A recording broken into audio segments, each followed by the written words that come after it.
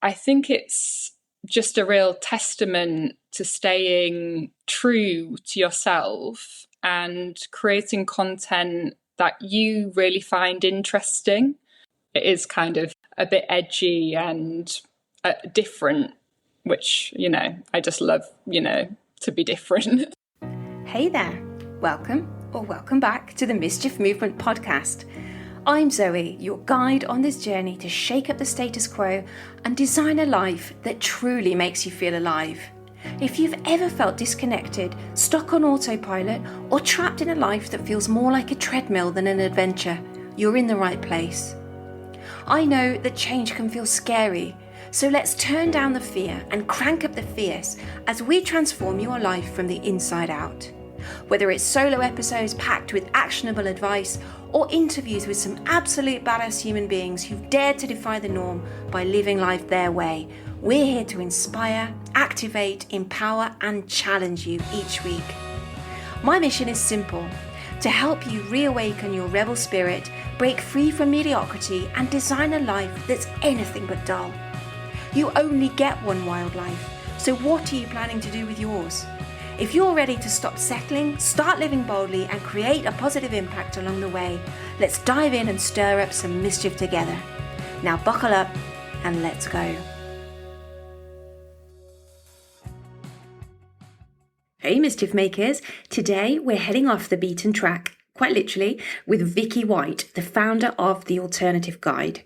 Now, Vicky is the ultimate explorer of the weird, the wonderful, and the wildly unique. She's built The Alternative Guide as a treasure map for those of us who crave something different. So think quirky stores, dark museums, hidden street art, and indie coffee spots that don't just serve caffeine, but pure character, particularly if it's gothic style.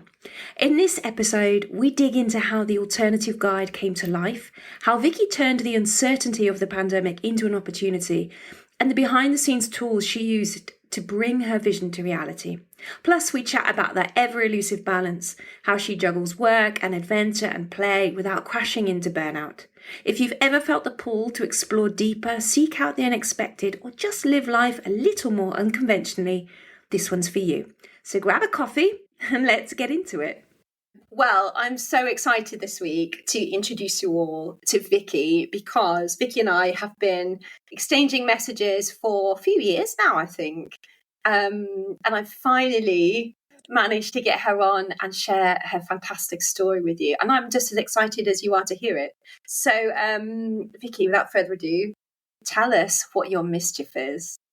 Well, I would say I've always tended to live outside of the mainstream culture, whether that be in the way I choose to travel, the music I listen to, the clothes I like to wear, and more recently, even learning how to ride a motorcycle. I've always found myself rebelling against society norms and looking at things from a different perspective, which in 2021 led me to create The Alternative Guide, which in a nutshell is a travel guide concentrating on unusual, curious, and offbeat locations. It's really allowed me to tie in my love for travel, art, and photography, and create alternative guides for some of the major cities around the world, mainly in the hope to inspire others to step off the beaten path and discover things differently for themselves. Yeah. Oh my word. I love it. I love looking at your Instagram feed as well, because like you said, no, but it's so different from what's out there. And not everybody wants to just experience these destinations from the comfort of a hotel. You know, you do need to get out there. You do need to see things. And I love that you put this spin on it. I love that it sort of marries up many of your different passions. So, like, where did the idea come from? I guess many different things have happened over the years which have led me to come up with the idea for the alternative guides. From an early age, I've always been really interested in art, history, and photography. I absolutely loved doing art at school, and I chose to go on to study graphic and communication design at the University of Leeds. And as part of the course, I was able to study art history and photography. And for my final photography project, I actually chose to photograph Père Lachaise in Paris, which, for anyone listening who doesn't know, is a magnificent garden cemetery filled with hundreds of historic tombs and fascinating mausoleums. And I guess looking back now, it was really this project which kind of opened my eyes to discovering that there's this hidden beauty within dark places, and how much I really enjoyed capturing it on camera. Then, alongside my passion for being creative, I've always loved to travel, and I've been quite fortunate to travel a lot for work and with friends and family. I actually remember before smartphones even existed that I'd spend hours on the computer kind of making these different maps for the trips that I would go on with my family. And I would print off the maps and I'd use them to kind of drag my parents round all these different locations that I wanted to see. Oh, I love but I guess kind of after university, I fell into working full time at an events agency in London. And things were just so fast paced. I just really didn't have much spare time. And the idea of documenting my travels just never really occurred to me. It really kind of wasn't until lockdown came around in 2020 that I finally had the idea. I remember it was a few weeks before lockdown. It was kind of, the last weeks of freedom. And my partner, Liam, and I decided to go on a trip to the Cotswolds because our holiday to Norway had been cancelled. Yeah. And it was during the trip that we were doing this lovely walk to the Painswick Beacon, which, we were kind of going through fields in the middle of nowhere, and we were just kind of talking about all the unknowns which were coming in regards to the pandemic. Yeah. And I remember saying that if lockdown does happen and I end up having all this extra time on my hands, then I'd absolutely love to start thinking about how to produce a travel guide, which I could then launch once things got back to normal. Then fast forward a couple of weeks, and I found out from work that I was being put on furlough, which for me nearly lasted a whole year. So it really gave me kind of the time I needed to learn how to start a website, research the equipment I would need, and to start writing about a lot of locations that I'd already visited. I guess it was then a year later, in kind of April 2021, when I actually launched the guide. And since then, I've managed to create alternative guides for 16 different cities so far. Wow, that is incredible. Yeah, so that's kind of the story, and how the idea came about. It's so weird, isn't it? Because as soon as you start talking about that sense of wanting to explore when you were a kid, it just all kind of seems to make sense. You know, you pull all the different threads, your different passions, and what you enjoyed as a kid, and you've created something which blends all of them. And I guess it is filling you with joy, really, isn't it? This project. Yeah, I mean, I absolutely love doing it. And like you say, it feels like kind of all these different elements and passions that I have all come together, and it just kind of feels right Yeah. and exactly, really fulfilling, and basically something that I love doing. Yeah. It's not easy to do that though. I mean, as a multi-passionate myself, sometimes I can't always see the threads.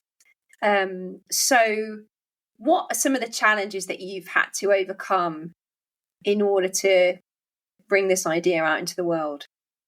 The main challenge that I faced was that I had the idea, but then it was kind of figuring out how to make it a reality. Yeah. I was really lucky that I did have the time during lockdown to learn how to build a website, and use Squarespace, which is the platform I use for my site, which I'd highly recommend to anybody who's listening. It's pretty easy to use, and it kind of allows you to design it however you want. Yeah. I also kind of spent a lot of time refreshing myself on how to use Lightroom and Photoshop, which are the programs I use to edit all of my photographs. And I guess lockdown gave me the time that I needed to learn and prepare, but it also made it really challenging to launch.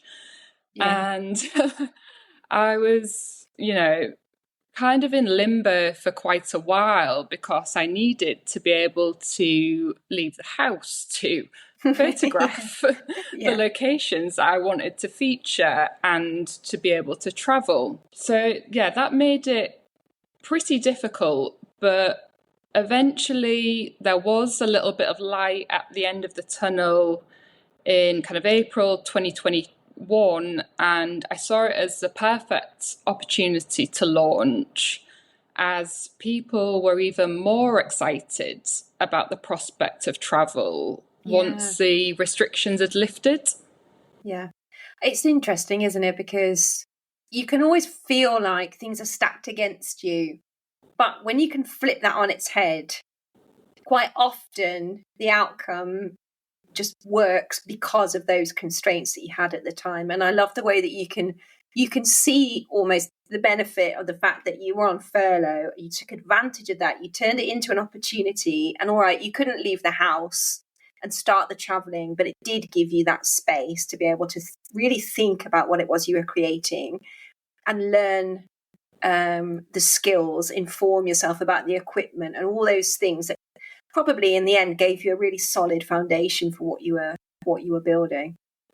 Yeah, definitely. I really think it was kind of one of those things that comes around, which you can either take it one way or the other, and you can either use it as an opportunity to kind of make something good, out of a bad situation, which is kind of what I really tried to do. And Mm, also the amount of time I had, I really needed to keep myself, occupied. And this was kind of the perfect thing. It was something I'd always kind of thought about. And it really was the perfect time to allow me to, start thinking about how to make it a reality. yeah. How do you manage to juggle that though? Because you have got a day job and it is your passion project, at least at the moment. So how do you find yourself able to balance that? Also, because I know that being involved in travel you've actually got to have that time to be able to go to these places and visit them. Yeah, well, just for background, after I was on furlough for around a year, I actually ended up losing my job in events production. And to be honest, instead of being too sad about it, I actually saw it as an opportunity to set up my own company and work on a more freelance basis, which is something that I'd always wanted to do. And I guess, yeah, for the last 3 years, I've been working on different freelance contracts within the events sector. And it's really allowed me the flexibility to decide which projects I take on, when I'd like to have time off, and also to work pretty much remotely, apart from when I need to go on site for the live event or for site visits. Yeah. And working in events, it's kind of really provided me with some amazing opportunities to travel. I was lucky enough to work in New York for a few months and to travel across kind of the rest of America and to lots of different cities in Europe. And I really think it's probably taken me to a lot of destinations that I personally never would have even considered visiting. And it's really given me the opportunity, kind of once the event is over, to stay for a few days extra and really explore the city properly, and more recently also photograph kind of the locations that I want to feature. Then in regards to juggling things, I know kind of for anyone listening who has, started their own company or has a side project, that it takes so much time and effort to really build something for yourself. So you have to be, you've got to be really passionate about it. You've got to be dedicated, as it does tend to take up a lot of evenings and weekends.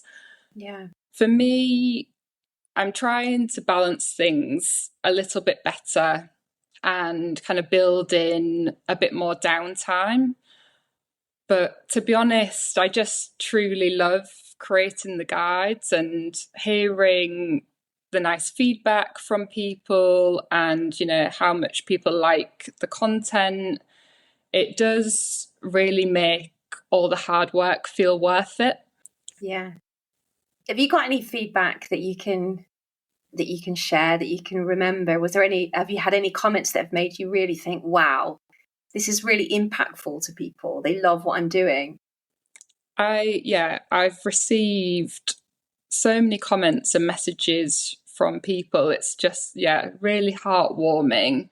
And there was a project I was working on, and I asked kind of my audience for some feedback, like what do you enjoy about the guides, and if you've used them in the past. And I received kind of an overwhelming amount of messages from people, just saying how much they connect with the guides and how they love, the photography style, and just, I suppose it's just so different to anything else that's out there.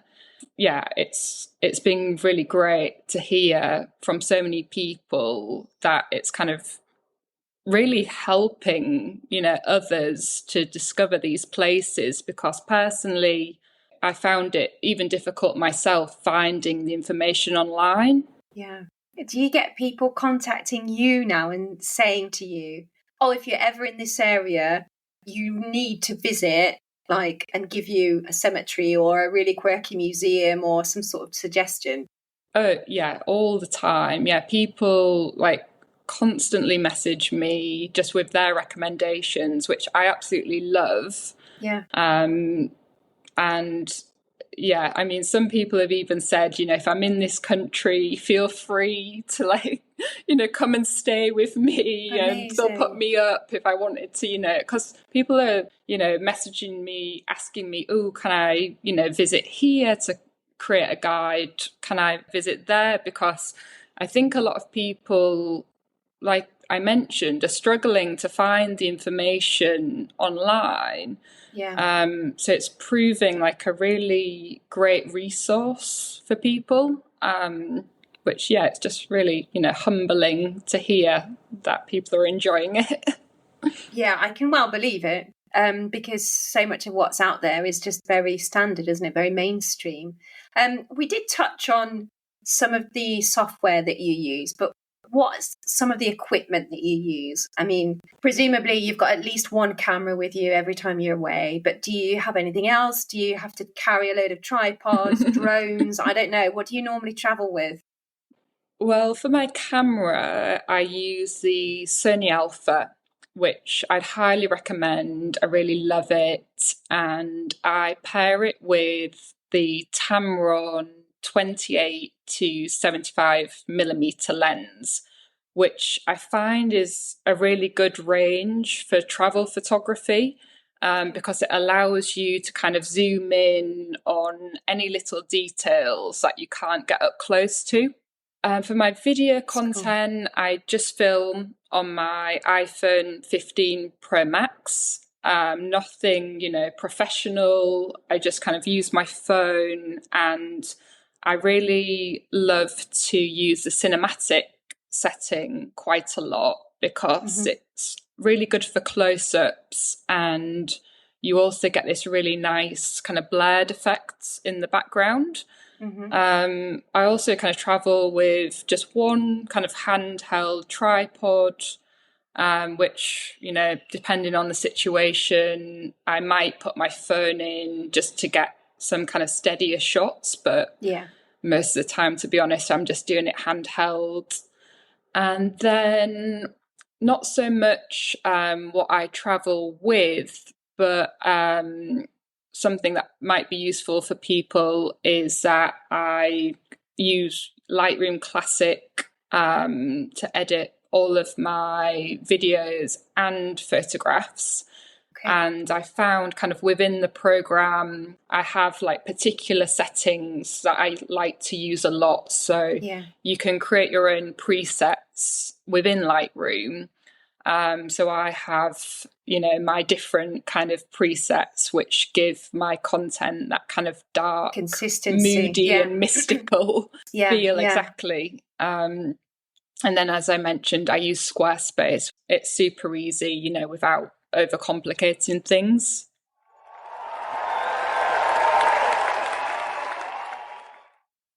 In case you haven't heard, you can now purchase Mischief Movement merch. It's all done through T-Mill, a UK print-on-demand platform offering global delivery, organic cotton, and production powered by renewable energy. Not only can you now tell everyone you are a true mischief maker, but if you feel inspired to create your own t-shirts, stickers, or mugs, you could also give T-Mill a try, because it's a great way to experiment your ideas and take fast action with low risk. You'll find the links in the show notes, so write yourself a little reminder for later, and let's get back to the episode.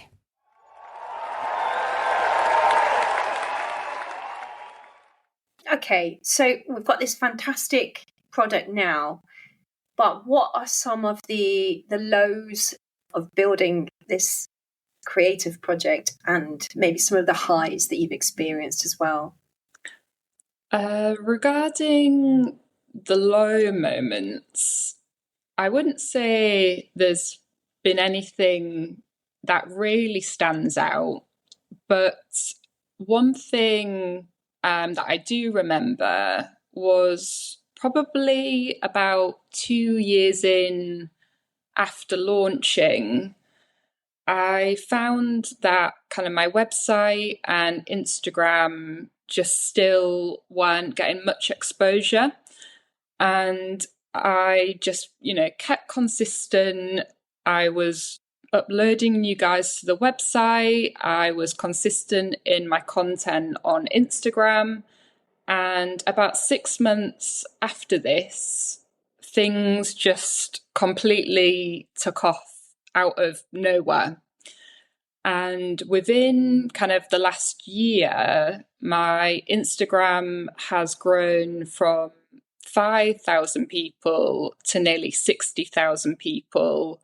And my website gets over 10,000 page views per month, which personally I still find completely astonishing. And I think it's just a real testament to staying true to yourself and creating content that you really find interesting. Yeah. And eventually you will find other people who share in similar interests. It might just take a while to find them. Yeah. So yeah, Yeah. there's a kind of, well, I mean, it's not a real low, but that's kind of what I would say regarding that. And then for the high moments, I think the best thing about starting the guide has definitely been the community of people that I found who share in the same love for kind of art, travel, and photography. Yeah. I've received, so many kind messages and emails from people over the years, just saying how much they love, the destinations that I'm featuring, and how useful that they find the guides. And people comment on things or message me personally, and they share their own kind of travel stories and their own recommendations, Yeah. which I really love hearing. And it's kind of, the guides become this two-way platform now where people can also share their own travel experiences, which is something I really, really love. And I just wanted, to say a big thank you to anybody who's listening, who might have messaged me in the past or, has commented on something, that I really, really appreciate it. And I think, without them knowing it, they've also really helped me develop the guide more and more. Yeah. So it's really, it's been just really heartwarming to find so many people who do share in similar interests. Yeah, I can understand that because when I get, the feedback and the comments back from the episodes, it just kind of validates your idea a bit more, doesn't it? You just know that you are talking to somebody and what your view of the world is also resonating with somebody else. Yeah, definitely. Yeah, it's amazing to find, people who just kind of have that passion for travel. And also because it isn't, the mainstream travel, Yeah. it's like the subculture. And it's really great to find other people who, share in that interest, because it's not the norm. It is kind of a bit edgy and different, which, I just love to be different. I know the feeling. Where are some of the places that you haven't been yet that you'd like to go? Ooh, that What's on the is bucket list? a good question. I've had Prague on my list for ages. It's just somewhere that's, really interested me, but I've not managed to visit yet. So I'm really hoping I can kind of visit there soon. Also, kind of Cologne in Germany, the cathedral there looks incredible, and I'd love to visit to see that. Also, Vienna kind of stands out to me. It's got kind of this, poetic feel about it that kind of really excites me. And then I'd also Well, I've also been thinking it would be really cool to visit Transylvania around kind of the Halloween season to do kind of a Yeah. bit of a feature on that. So those are just a few of the places that I kind of have in mind. So we'll see where I can get to next. Yeah. And if I was to put you on the spot and ask you, like, maybe what's the strangest or the quirkiest place or, sort of museum or that you visited as part of the alternative guide, what comes to mind? I mean, it's hard because, I've been to a lot of different places now, but I guess one place which really kind of stood out was on a very recent trip that I have done to Rome.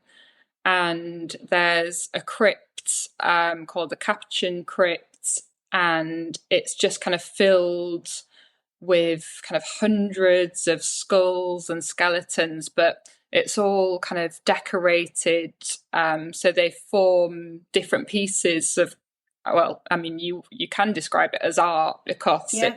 it's really kind of stunning and spectacular how it's being created. So I would say that's kind of a standout. And, it's Mm. not a strange place. It's, in my opinion, a beautiful place because of kind of the work that's gone into it to Yeah. design something like this, which is now really historic and attracts thousands of visitors a year. But it's really unusual, Yeah.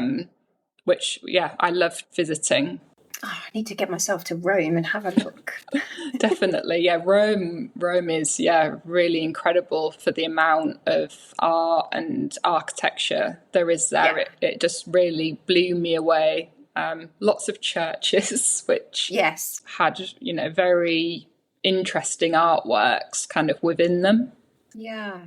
There was one thing which I discovered thanks to, well, there's more than one thing that I've discovered thanks to your guides and your Instagram. But one of the things that I sort of like earmarked for a future visit is is it called the Museum of Medicine or something like that in London? There's the old operating theatre Yes, museum. that's the one. It's really, it's one that's a great museum And because I thought, wow, that's like literally on my doorstep and I didn't know about it. it's up kind of a spiral staircase and it's just kind of in a loft. And it's really interesting. Lots of history there, and a very good one to visit if you're in London. Yeah, I think I will actually. I'd love to ask you about not just the guides, but I heard that you are also these days into motorcycling. Is that true? Yes, that is very true. It was actually from listening to one of your very early podcasts with Claire that Hey, I love that. I heard about the VC motorcycle school, which Yeah, happens over summer in East London. And I remember I was out running and I was listening to the podcast and I heard about the VC training sessions. And as soon as I got home, I instantly signed up for a session and I went a few weeks later. Learning to ride, it's always been something that I've really wanted to do. So yeah, listening to Claire on the podcast talking about her riding journey and how she got into motorcycles, it just really inspired me. And it was just the push that I needed to go for it.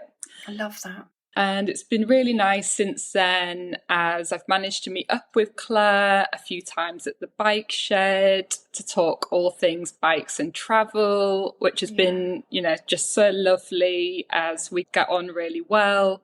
Yeah. And also through Claire, I've absolutely loved getting involved with the bike shed more, and I've helped promote some of their products and also their incredible motorcycle show, which happens every year at Tobacco Dock in London. Yeah. Currently, It's a pretty exciting time as I'm deciding which bike I'm going to buy. So I've got my full license and I'm hoping to be out riding before the summer comes around. Yeah. Then as soon as I have the bike, I'm kind of really excited about tying in kind of my adventures on the bike into the alternative guide. Yeah. And I'd really love to create some alternative motorcycle travel guides. I love the sound of them already. I know. And I would love to do like some different routes around the UK and then eventually look to do some around the world as well. For instance, I just think a trip around Norway to see kind of some of their different stave churches would just be such a fun and an incredible route, like with all the scenery and kind of these beautiful, like grand churches are just like, they're just so impressive and unique. Or kind of around Italy to see different kind of dark history sites would be something, really interesting. So it's an idea that is, it's really exciting and it's just something that I'd love to make a reality very soon. Just need the bike. I mean, I was going to say, you just need the bike. You've got all the skills. Exactly. You've got the platform already. And it sounds to me like it's happening. So yeah, it's definitely happening. 100% happening. Amazing. So I think the biking side of the alternative guides is going to be incredible when that gets going. But what other visions or ideas have you got for where you want to take the alternative guide? I would absolutely love to work on the alternative guide full time and creating guides for as many destinations as possible.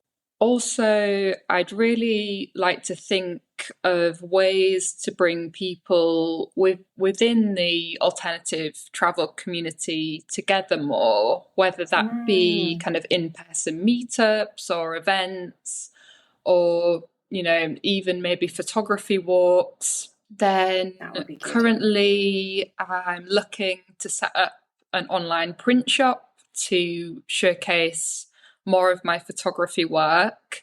And eventually I'd really love to publish a book to document all of these fascinating locations that I've managed to visit. Oh, that would be beautiful. Yeah, I think it could be, a really kind of stunning book and something, really inspiring for people to have to just, flick through and think, oh. Yeah, and you know what? It feels like a really logical next step. It feels like a really good progression of where you are. Oh, that would be beautiful. Yeah. So that's, something I'd love to do in the future. But I think I just need to visit more locations first. So I have kind of that wealth of places to be able to document.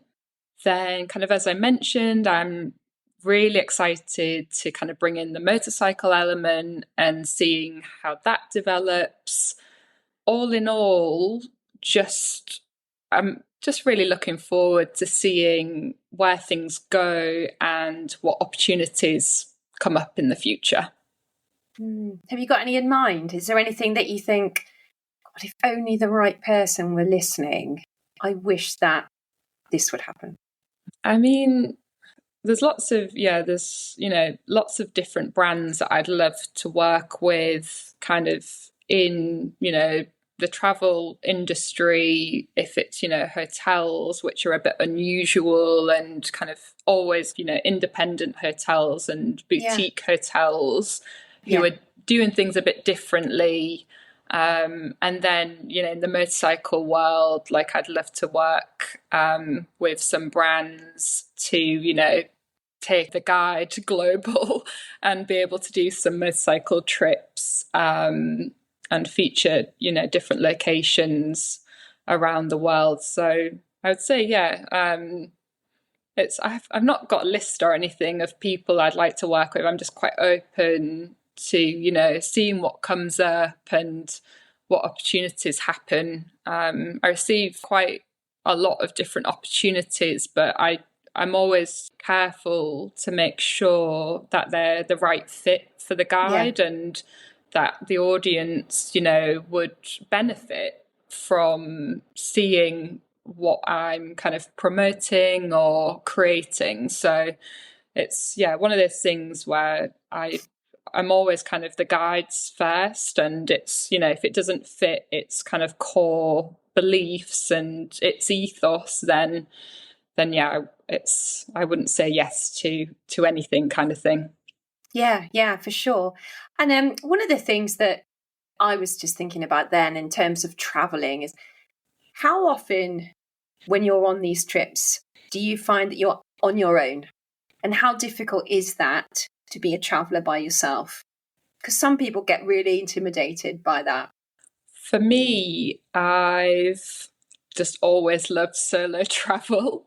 I've really, just found it like the sense of kind of complete freedom is that you're in a new place, you don't really know the ins and outs of it, and just kind of being there on my own and being able to do whatever you want to do, go wherever you want, see the places that you've been thinking about for so long.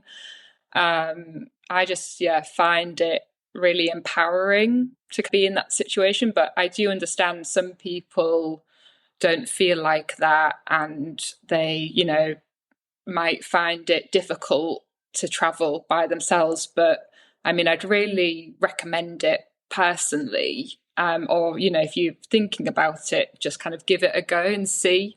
It's not kind of like you have to eat out on your own in restaurants or anything like that. You can just go back to the hotel if you want and, grab something to eat. It's just mainly, when I'm away, I just love walking around and just spending hours just wandering, kind of having a bit of an itinerary, but then also seeing where comes up whilst you're just kind of exploring a city. I find that interesting as well. And do you find that once you're there in a city, it's easy to then come across these new places that hadn't been on your radar? Do you find that just by talking to people in maybe in a cafe situation or someone that you meet in a gallery, I don't know, they say, oh, but have you been to this place yet? Yeah, always. As soon as you kind of get into conversation with someone, I find as well, like a lot of people who work in shops, like clothing stores, like if you talk to them about the location, they're the people that really know a lot of good recommendations. Now that feels like a good tip to know. If you don't know where to go to a clothing store. I remember when my partner and I were in Texas and we were, going to some of the stores in Austin, and basically one of the guys just gave us pretty much our whole itinerary because he was wow. Got to go here, you've got to eat here, you've got to see this. And it was great. So it's always nice to chat to the local people. And also luckily for me now, like if I'm creating a guide and I know I'm about to travel somewhere, I'll always put something out on my Instagram saying, if you've got any recommendations, please let me know. And quite a few people who tend to kind of live in those cities send me their thoughts and recommendations, which is really great. And I love, being able to tie in places and incorporate them to the guide. Yeah. So where are you going next? Do you know yet? Well, I think that's going to be Prague. Amazing. So I'm very excited about that. I'm hoping, in the next few months, Prague is going to happen because I've wanted to visit for years and just the architecture kind of in the city. It just kind of is, the epitome of kind of a gothic style city. So I think that'd be, next on my hit list. Fingers crossed. Amazing. Well, Vicky, it's been absolutely wonderful to chat with you finally. Where can everybody find you? Just remind me of like which social channels you're on and your website and stuff. People can find me over on Instagram at @thealternativeguide_ and via my website, thealternativeguide.com. I really love it when people reach out to me and kind of message me or email me with their, travel stories and experiences. So I'm always open to messages. So please feel free to get in touch anytime. Brilliant. Thank you so much for being here and sharing your mischief. Thank you for having me. It's been really wonderful to be a guest. After listening to the podcast for so long, it's it's great to be here. So thank you for asking me to come on. Oh, thank you. So I really hope that if you love all things alternative, a little bit of that dark subculture, you will check out The Alternative Guide, especially as the photography is beautiful. Anyway, here are my takeaways from this episode. So get yourself ready for a recap. Number 1, Vicky managed to blend her love for travel, art and photography and then use her passions to inspire others to travel off the beaten path. If you've ever felt boxed in by having to choose one interest, let this be both your permission and proof that you can alchemize those hobbies and things that excite you and turn them into something incredible that not only brings you joy, but also has an impact on other people. 2, Vicky loved travel and art from an early age and often made maps for her family to use on their trips. If you're unsure what you'd love to do with your life, sometimes the clues about finding those things that make us come alive really can be found when we look back to our childhood. 3, I've said it before, but I'm going to say it again. Start where you are with what you've got. Vicky couldn't travel during the pandemic, so she set about writing guides for cities that she'd already visited. Keep it simple and just start. 4, even if you don't feel completely ready to do your thing, what skills could you learn or refresh in the meantime? 5, it's easy to see unexpected challenges as limitations, but so often there's an opportunity to be had in those constraints if we are curious enough to explore them. 6, freelancing isn't for everyone, but can be a great way to have the flexibility you need to integrate your other interests. If you don't fancy going freelance, you could still think about ways to bring your passions into your work and make your 9 to 5 feel more aligned to who you are. For example, could you tag an extra day onto your business trip to explore? 7, although Vicky does use a camera and tripod, most of her video content is created on an iPhone and her guides are hosted on Squarespace. So don't think that you have to invest in a load of professional equipment or a fancy expensive website designer just to get going. Keep it simple and then upgrade as you go. 8, anything new you take on will require dedication and showing up regularly. So don't be put off by low engagement at first. If you truly believe in your idea and trust yourself to see it through, keep going. And number 9, don't be scared of solo travel. It might feel daunting, but on the other hand, it can give you an enormous sense of freedom and empowerment. That's a wrap on another episode of the Mischief Movement podcast. If today's content stirred something in you, let's keep in touch on Instagram or connect with me on LinkedIn. You can even click the link in the show notes to sign up to my Mischief Mail newsletter, where you'll get exclusive insights on upcoming episodes and your chance to submit questions to future guests. But shh, don't tell anyone, it's our secret. For more info on ways to work with me and some fun free resources, check out the website themischiefmovement.com. Until next time, stay bold, stay rebellious, and of course, keep making mischief.